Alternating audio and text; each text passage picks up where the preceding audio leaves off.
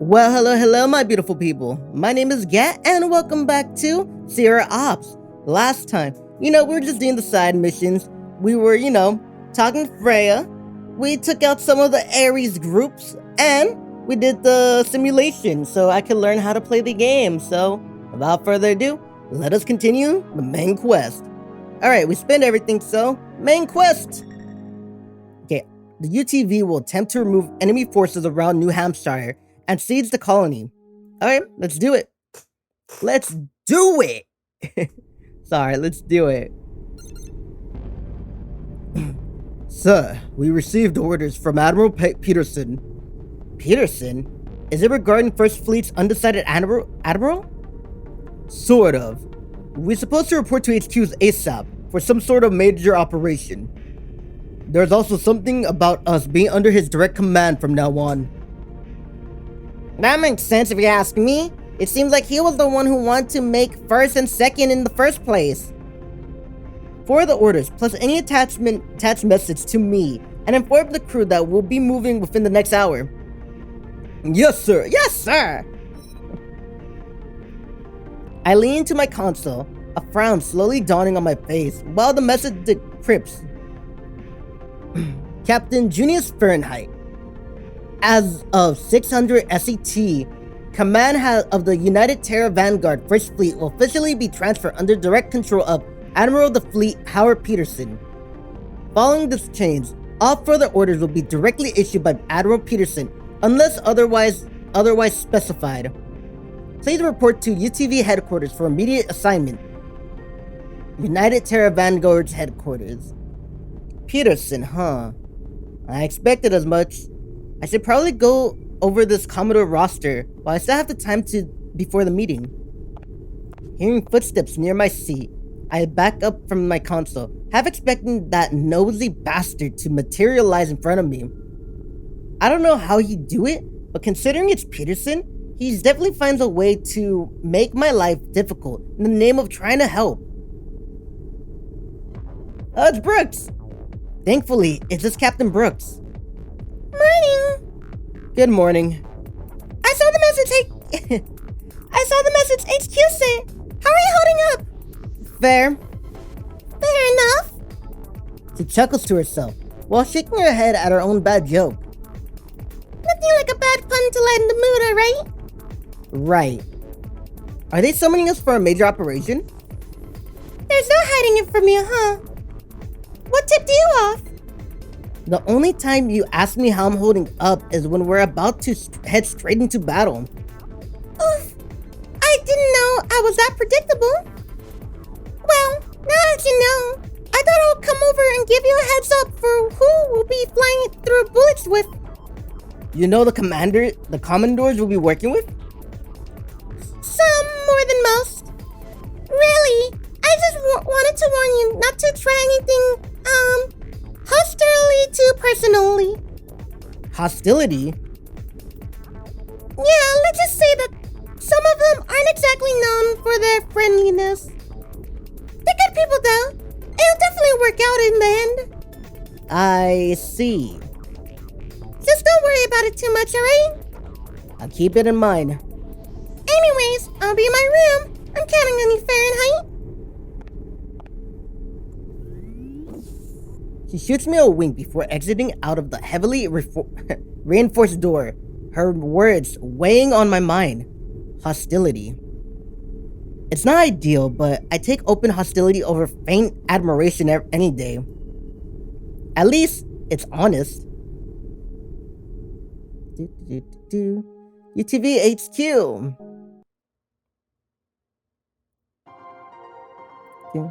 Solar responses. Operation Crimson emerge. Alright, let's see what we gotta do. Let's see. Oh, I just had to click it. I thought it was just gonna pan itself. No, I have to click it. Please report to CIC, Captain. We prepared the hologram pad for the meeting. I'll be right down. It's time. I straighten my jacket and tap on my shoes, ringing with each step down the stairs. I expect to use that projecting podium eventually, I expected to use that projected podium eventually when we installed it in what feels like a lifetime ago, but never in my wildest dreams did I think I would be under this context. With Captain Brooks already logged into the meeting ahead of me, I follow her lead and take my position opposite her.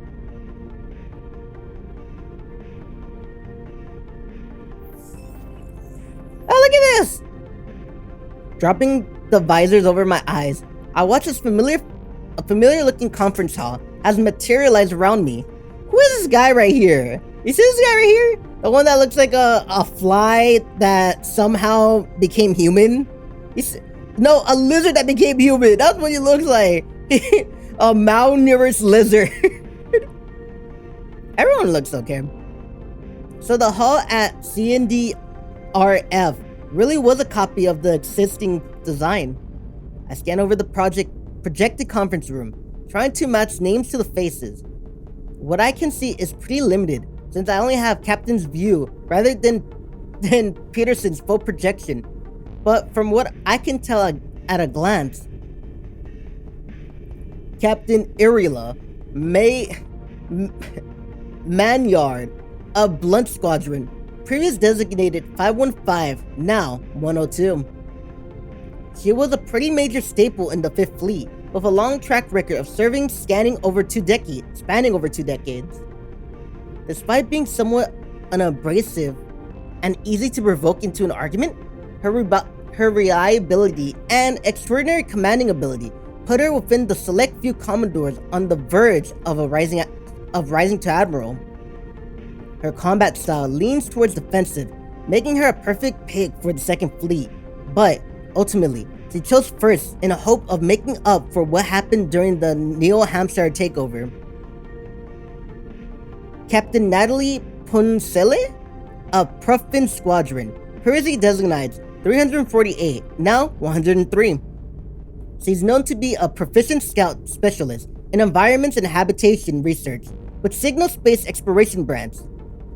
With an incredible talent in locating and dismantling enemy forces, she was originally a candidate for a leading Commodore position in 4th, but requested to transfer to 1st for personal reasons. Although 1st seems to be an odd fit for her considering it leans more into aggressive combat tactic versus a pure recon and espionage fleet like 4th, she's more than able to hold her own in an open fight. She and Manyard seems relatively close due to their previous collaboration with each other, conducting raids on hidden pirate bases for over several years. Captain Azura Healing, a Paper Squadron, previously designation 598, now 104. Despite also being relatively a rookie, she was transferred to 1st after displaying great potential during the Ares siege on New Hampshire not too long ago. There is not much information on her due to her short term of service, but from what I can gather from footage taken during New Hampshire, she tends to lean towards riskier tactics that gives results. In a sense, she's somewhat of a wild card in both thought process and attitude. Look at this guy. And finally, Captain Erwan Helion of Messin Squadron, previously designation 321, now 105. Of all the Commodores present, he's the one with the least information available in the database. Oh, I wonder why. You're gonna find out how his mother was a lizard while his dad was, a fly that came together and with genetic engineering remade it human. Look at it, he looks so disgusting. What I could find firmly placed on him as one Well, I could find firmly placed him as one of, if not the most effective squadron leaders in the UTV. With a decorated list of combat achievements, he's no worse than Midrid Manwar in terms of accomplishments over his long military service. You know what I forgot? When I first played this game, when I first met Peterson, I gave him a stupid Mickey Mouse voice. I kind of don't want to do it, but I'll do it for just this one. After that, it'll just be, there's a deep voice. Or something. I don't know. But I'm gonna do just Mickey Mouse for this one. It's good to see you, right, Fern? It's good to see you, right, Fern? I can't do Mickey Mouse no more. Are you kidding me? It's because I haven't done it in a while. I'm not gonna do it. It's good to see you, right, Fahrenheit. Admiral? Sorry, I jumped ahead of you, Fahrenheit, but these guys were a little too eager to catch up. It's not a problem. I'm assuming your post on the Sierra has gone smoothly thus far, Brooks. There's definitely no denying she's impressed in every aspect, and she would make an excellent labyrinth. I see. Seriously? Sometimes I wonder what goes on in the head of yours, Brooks. What? Can a woman joke around a little? Good to see that you still have a sense of humor. At least, unlike someone else I know.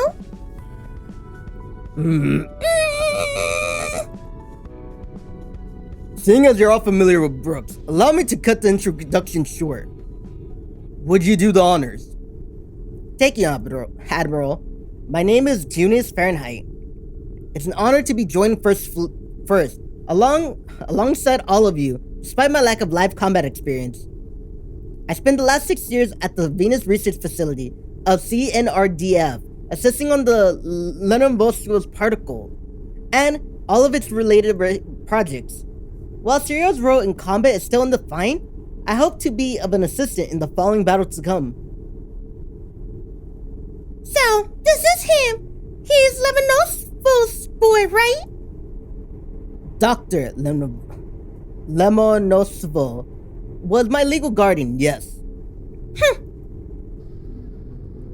What? No bitching about how he's probably bounced his grades? Or only got this far because of his connection or whatever? What's your impression of him, Brooks? Well... You're actually asking for someone else's opinion? Of course I am! Unlike you, who practically flirted your way into this position, Brooks actually know what she's doing. Ooh. Manny, please. There's no point in starting a fight. I'm not picking a fight unless you put this good-for-nothing punk in her place. All she's going to do is keep causing trouble. And what? You're implying you didn't use your connections to get this far? Didn't you specifically have to ask the head's office to transfer you from the 5th Fleet? From my point of view, it looks like I'm the one with better skills between the two of us. Guys? You insolent brat! I've been serving years before you were born! A few too many if you ask me. Do you think this is a game? Do you think your sweet talking will keep you alive? It's life or death out here, and we have no right for idiots, greenhorns, who don't know when to shut the hell up. The only reason you're not dead already is because Tyson and I didn't all work for you. And I did all the work for you at New Hampshire. And what? Keeping the Ares at bay was an overwhelming success, thanks to Captain Mayward's excellent strategy wit? We wouldn't even be in this situation if we didn't have as many half-ass bootlickers like you. Enough! Admiral? Do you think fighting amongst ourselves like children will win this war?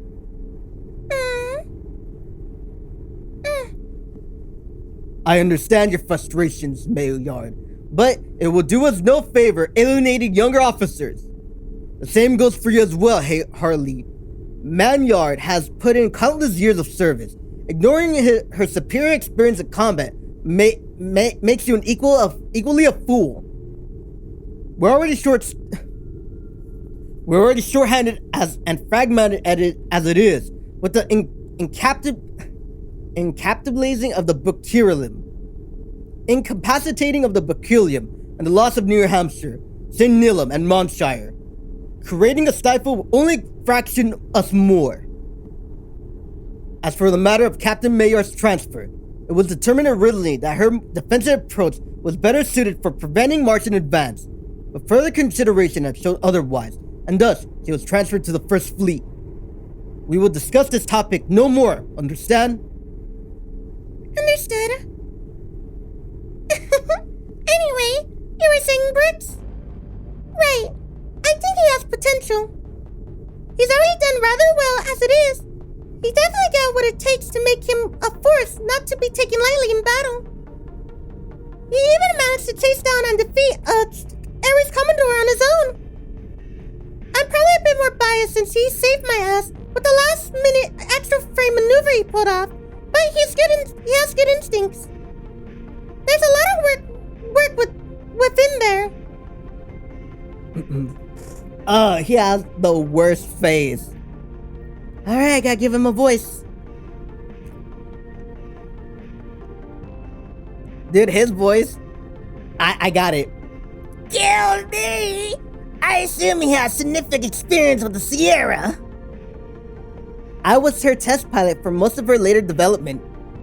I see. Kill me, please. Manny? I'll believe when I see it. I'll try not to disappoint, ma'am. You better not, kid. You better not, kid.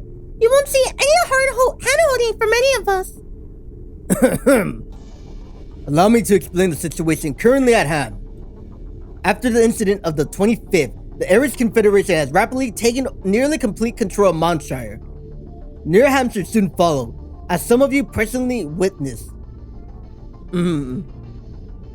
We attempt to re-establish communication with our forces trapped within the colony at the time of the invasion, but we have yet to receive a response or spotted any signs of them through repeated scouting attempts.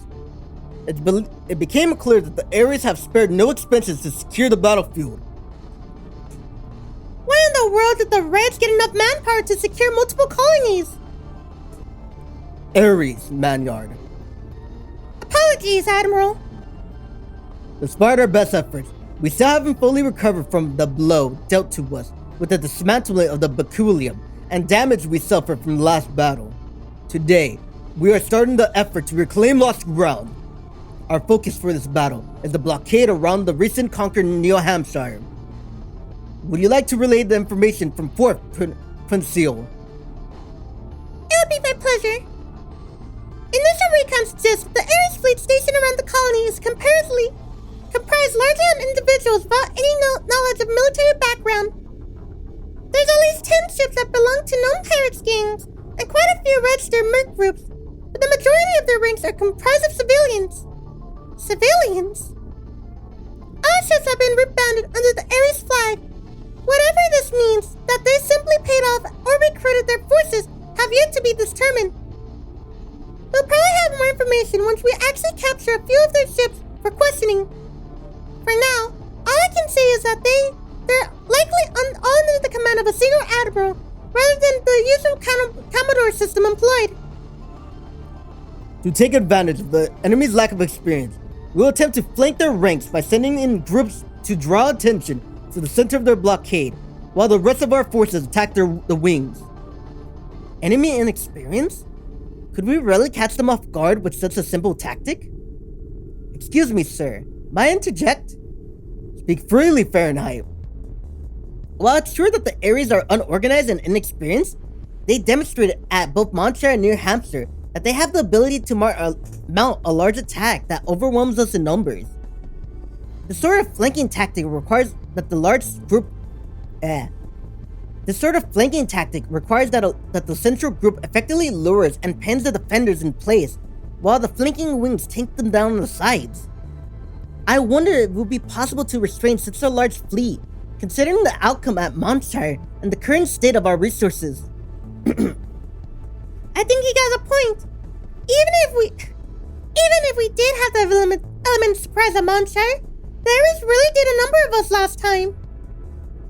I second that. Kill me! I second that. What do you have in mind? If the majority of the fighting force is comprised of pirate bands, merc groups, and inexperienced civilians, there's a way we can outcome our numbers disadvantage. Sowing chaos. No matter how capable their admiral is, their effectiveness only goes as far as their troops are willing to listen to commands. Ultimately, the forces that have been bought with credits will waver if the situation takes a turn for the worse. As long as we plant enough chaos and uncertainty in their hearts, it's likely that whatever strategy the Ares have to counter our plans will fall apart. Interesting. Go on. Instead of attempting to pin the central Ares fleet, we start with a central assault, as expected, before quickly moving into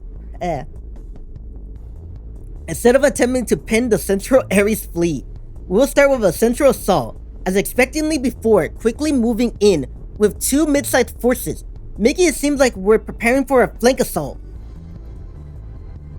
Show the Ares fleet spread out to engage the flanking squadrons, we will feint and retreat to give the illusion of falter morale due to our plan being figured out. With some luck, the Ares will give chase, dramatically decreasing the presence of the central forces and allowing for a break through their weakened defense.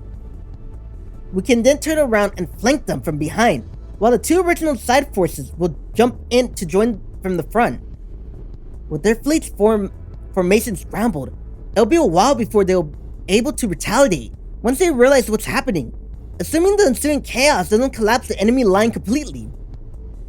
Even assuming half of the Ares forces around Neilshire remain unfazed by the chaotic situation, the odds of succeeding against that level of resistance is significantly higher. So, essentially, you want to break them apart and overwhelm them from all sides. That's the idea, ma'am. What happens if they fall for it, or the central attacking force doesn't make it through? Then, we'll attempt to flank as originally suggested. In the worst case scenario, we'll be forced into a full frontal confrontation with our forces separated. It'll be a struggle to extract the central force in that case. In the case they're encircled, but it should be possible if the two side wings join together. What do you think, Manny? It's a gamble, but there's potential. Brooks?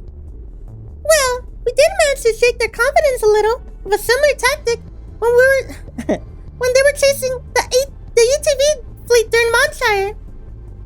Honestly, I think it's worth a try. I agree with his plan. Even if we do end up mounting a rescue, there's no guarantee that the same thing wouldn't occur if we went for a traditional flanking maneuver. We may as well take every opportunity we can while we have the means to do it. Hey, may as well bank on our fleet specialty. Hey, may as well bank on our fleet specialty, right? I have no objection. I'll go either way. Alright then, it's decided. We'll reorganize according to your suggestion, Fahrenheit. Understood, sir. The central group will hold the heaviest burden of breaking through the enemy lines. Who will take that role? Tao. Don't get cocky. After one win, rookie. You don't have to overreact so much, Manyard. I think it's fair assessment. Sierra's got the best balance of defense and offense. With those shields of hers, she got the best chance of outlasting the constant assault and actually be able to deliver the punch we need from behind. Fine, the ship's great, but he's still a rookie with pretty much no combat experience. You really think it's a good idea to hand the single most important role to a greenhorn? It's not like he's going alone, you know. I'll be there too. Captain Brooks? I wouldn't be much of a partner if I didn't step in, right? Thank you. Even when discounting our shields and technological advances, Sierra is still the best choice. The Ares have little to no information on her or my crew outside of vague reports. Assuming they are more in all of us than expected, we still have the element of surprise with the unofficial integration of our custom-built combat extra frame.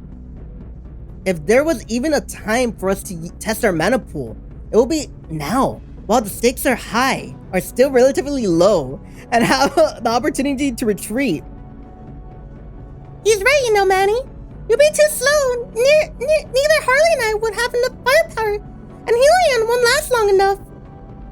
Even Brooks will have trouble handling it on her own from the extended fire. Give the Ricky a chance. Her eyes dart between Brooks and I, mine probably thinking up every possible bad scenario before eventually sighing. Don't make me regret this, Brooks. You'll be fine. Hopefully, I can actually follow up to that vote of confidence. Are you up for it, Fahrenheit? I wouldn't have suggested it if I wasn't, sir. Then, it's settled. Healer and Harley, I want you two on the NH2, Purcell and Manyard. You'll be stationed at NH3, Fahrenheit. You'll move into NH1 once we give you the signal. Since Brooks will be joining you, split any resistance you encounter between you accordingly, based on your own judgment. Understood? Yes, sir! Good. We'll start our assault 7 o'clock set tomorrow. For now, enjoy a 24-hour break to mentally prepare yourselves and your crew for battle. A more detailed outline of our strategy will be sent to you to your individual ships. Good luck to all of you. Thank you. Bye.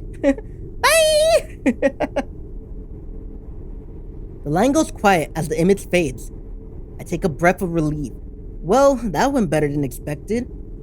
It's baffling to think they actually listened to my suggestion, given my lack of actual success track record in the strategic sense, but stranger things have happened. I turn to see Captain Brooks watching me, her expression a mix of between sheepish and embarrassment. Did all of that shouting surprise you? I expected some of it, but the rest? To be honest, I was quite surprised when I first worked in the wing, bigger than 2 Commodores. A lot is riding on us succeeding. Water. That said, you dealt surprisingly well with Manyard, all things considered. Most people tend to get pissed and start arguing the minute she starts throwing out accusations. I understand why people would have that reaction, but I think there's a lot of merit to her skepticism. Even the output isn't ideal. She's a lot reasonable than the average nobles, at least. Okay, fair. I take passionately angry over something important than pompously angry over bullshit any day. Anyways, you did a good job today. Keep that up and everything will be fine. I'll do my best. I'm counting on it. I'll be around till morning, so feel free to chat more. Just come find me. Thanks again. She adjusted her usual hat before stepping down from the podium and disappearing through the door. And that leaves me. I double check that I'm not missing anything and step off the podium before climbing the stairs back to my seat. A 24-hour break, huh? Despite calling it a break, out of the 4 shifts that covers 24-hour periods, 2 have to go towards battle preparations and 1 to sleep, meaning the evening shift is really the real break. It's not bad, all things considered. The fact that we get a break at all before a major battle is a luxury most other fleets don't get. Outside of reviewing what Peterson has for me, my only real job for the day is to make sure everything is running smoothly. It's the least I can do with everyone being forced to normalize on my day schedule in light of the major battle ahead. Getting in any last minute team building isn't a bad idea either. I need them to trust me, even if I don't completely trust myself. Alright, let's see. Okay, so the hangar we have Alan, and the engine room we have Red. Let's talk to Alan because Alan is like, you know, he's a captain for something, right? So he's gonna join us in the battle. What is Red gonna do? He's an engineer. He's gonna be in the engineering room, you know, engineering stuff. Alan! Alan! It's only after I completely relax against the railing of the hangar that I noticed the hint of blue armor peeking through the surrounding scaffold and equipment. A bit indulged, I climbed down a nearby maintenance ladder to meet the familiar face. Good morning. Good morning, Fahrenheit. I haven't expected to meet you here of all places. What are you up to? Merely admiring the exoframe. To be frank, he's quite impressive in person. How are you doing? Pretty good, all things considered. I'm still processing everything I've heard during the Commodore meeting. Before I forget, please allow me to extend my apology as a noble from one of the UTV founding families. I'm deeply sorry that it was an experience you had to endure. If anyone has crossed the line into the unacceptable conduct, please let me know if you require assistance in mediating the situation. Oh no, I don't think that's necessary. With Captain Brooks' support, everything has been relatively smooth sailing. That's somewhat relieving to hear, but please do not hesitate if any issues arise in the future. I'm likely overstepping my station as a mere captain, but I feel some semblance of responsibility towards how the Armada operates, considering the many generations my family has held admiral board position. Your grandmother was previous admiral of the fleet, right? Yes, that's correct. He tried for many years to correct the course of the UTV. However, it was mostly in vain despite her efforts. Even a mighty battleship is nothing in the face of the ocean of resistance. One day, I hope that I'm able to carry on the original spirit of the UTV and help bring this organization of ours forward. How about you just dismantle the nobility, man? That's what it's come down to. Like, don't get me wrong, you may have training better than anyone. But let me tell you, nobility is still nobility, and you do not see eye to eye with the common folk, you know? So, dismantling the nobility, one, that's for sure. And from what I personally witnessed, from such meetings prior, there is a long way to go until that day. Do non-Commodores join in the meetings often?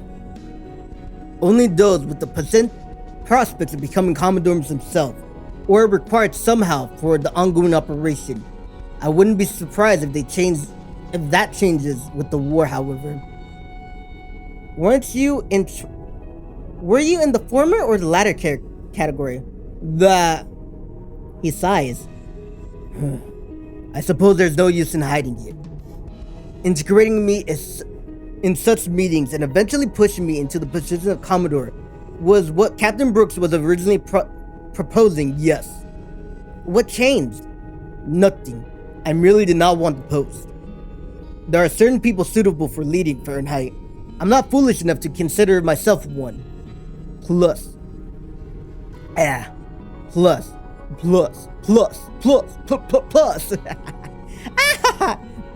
Plus, I don't think I would have the patience required to deal with the rowdy lot. Brooks herself is quite enough. I see. Still, I'm certain that the UTV is pleased to have you. I'm not so sure. Don't think of what I said too closely. I was merely speaking on my own behalf and no one else's. No, I completely agree with you on the fact that some people are suited for leading while others aren't. Experience can always be made up for, but character is far harder to change. I think we're similar in that regard, that we're both ways in over our heads. No matter what your own assessment of yourself is, I have no right to judge you with my limited understanding of you as a person. However, seeing as we're already here, you may as well believe that you are one to lead. Fahrenheit, what else could we do but make the best of our decision? I chuckle. You make a good argument. I would hope so. You have me at my wit's end. Sorry. Thank you for talking to me. Rather than thanking me, I should be apologizing to you for inspiring such conversation in the first place. No, I'm glad to get things off my chest. If that's the case, then I suppose you're welcome. Anyway, I better get going and check on how how maintenance is going. I'll speak to you later, Alan. Yes, I would love to chat more over a meal at some point. Are you flirting at me? Chat over a meal? Come on. I know you're a dashing looking dude and, you know, like, you're cute and everything, like, but come on. You know, maybe a movie before the dinner. Waving his hand goodbye. He really did it. Like, I'm like, stop it. And I'm waving my hand. You can't see it because my hands are below, but I'm waving my hand. And like, he waved goodbye. I leave through the nearest door into the main lower deck hallway and finally drop my forced smile. Not fit to lead, huh? I expected to hear a lot of things coming out of the nobility, but not that. From a primarily noble too, of all things. Just how much of that was just bullshit, I wonder. Alright, let's see. Okay, we could talk Alan and Brooks. I get a 2 for 1. Or should I just I get a 2 for 1 right here. I could get a 2 for 1 combo. No, let's go to the lounge. Like, let's eat and like relax, you know? Chillax, man. Before the war. I step into the cafeteria, my eyes finding the long amber locks I'm looking for. Hey. I expected you to come eventually, but not this soon. Did I come back after you've eaten? Nah, I always did like people who take the initiative. Take a seat, Fahrenheit. Right here. She takes one last stab of her meal with a fork before dropping it onto the plate and giving me her full undivided attention. What can I do for you? I want to know more about the other Commodores. I'm not really sure what there is to know. To know that you can't find with a quick look into the UTV database. I mean, on a more personal level, what is it like working with them? You have to understand, Fahrenheit. I'm sort of new to this sort of thing myself. Sure, I know the general's ins and outs and gripes about being a Commodore, but I've been in this position for half as long as you've been working on the ship even. Most of them I've only met in passing, if at all. I'm sure you notice they tend to make quite the impression on a person. Captain Mayar seems to really respect you. She respects anyone worth respecting sooner or later. Did you see the notes about her being a candidate for Rear Admiral? I did. Any thoughts now that you've actually chatted with her? I wouldn't really call the briefing a chat. Fair enough. What about you? She deserves the position. Maybe it's my admiration talking, but behind the tough soldier persona is someone who legitimately cares about people. Heck, the only reason she's already an admiral boils down to the desire to make sure new recruits stay alive, even if it means pressing their egos into fine pace. She means well, even if she doesn't act like it. Once you've actually endeared yourself to her, she's pleasant as a peach. What about the others? I've only worked with Purcell a handful of times, but all I can say is that she's sharper than she seems despite her persistent passion for spacefaring cloud. What? Spacefaring cloud dust. The gas clouds. What? My original impression was that she wasn't much of a fighter, but considering she's in first, that's probably wrong. Maybe she's just the type that doesn't like fighting. Not that I can blame her. No one should get too comfortable with taking a life. Even if those lives happen to be pirate scum, more often than not. Healy as new to me as you, so I'll skip her. But she got guts if anything. Healy, you'll know. He's a bit harder to explain. What do you mean? He's got a resting scary... He does not have a scaring face. He has a face that's like a mother cannot love. Okay? He's got a resting scary face, but in reality, he's actually a real nice guy, surprisingly patient too. I doubt I'll be the person I am today if I didn't spend the time I did as his adjacent of Squadron. Hell, I probably wouldn't have quit the UTV entirely if it wasn't for him. Why is that? It's a bit of a complicated story. Either way, he was the one who recommended I give command of my own squadron. What's his personality like? His personality? Well, I'm sure you noticed that he doesn't talk much. Water. Outside of throwing a few opinions when questioned, or a reminder to get you back on the right track, he's happy to let you work to conclusions at your own pace.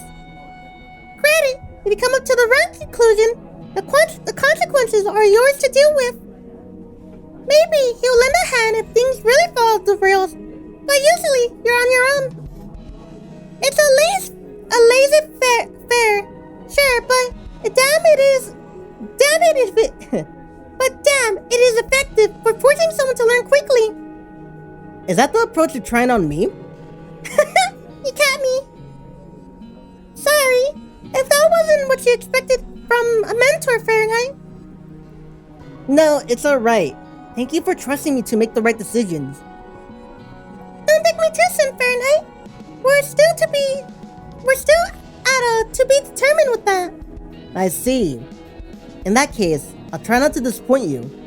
I'm looking forward to it. Don't force yourself too much, though. To be honest, I'm pretty anxious about tomorrow myself. Even if it doesn't seem like it, sometimes. We're really just people. We're really all just people, trying to do our best for what we believe in. I see. I stand up, smoothing out the new wrinkles in my jacket. I thought I should leave you to your meal. Thank you again for taking the time to talk to me. That's what I'm here for. See you later. Later! Waving her goodbye, I leave the cafeteria with a whole new load of information to digest. Asking in person really is a lot more effective than trying to infer things from rumors and reports. I probably should have done it sooner, but better late than never. Still, it was a surprise to hear about Captain Helion. I knew Captain Brooks had worked under Captain Helion at some point, but I never expected that he made such a deep impact on her. Leave the UTV, huh? Considering it was her first real assignment after graduation, it would likely have been around 6-7 years ago based on her profile. Could it have been Damascus related? I frowned, dispelling my growing curiosity. Growing curiosity. She never tried prying into my personal circumstances, so I should respect hers as well. ...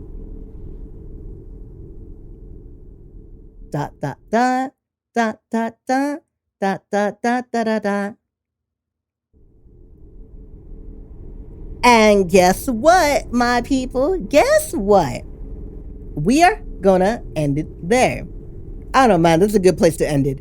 We did the meeting. We talked to our peeps. And everything was all good. I'm not gonna lie. This is like way longer of a story than, making lovers and all that. Because, my God, they talk forever. They talk for a long time without getting anywhere. Well, I'm talking about the meeting. Like, it was just a bunch of bickering, man. I'm sorry. It was just bickering. With what? Captain Manyard and Healy. But you know what? I do love it. I don't know, man. I love these story-driven games. I just love it! Ah! Alrighty. I am gonna end it there. So, if you like this video, hit the like button, hit the subscribe button, hit the bell notification to see whenever I post, and leave a comment. Alright, my beautiful people. I will see you next time. This is Gatson. Farewell. And as always...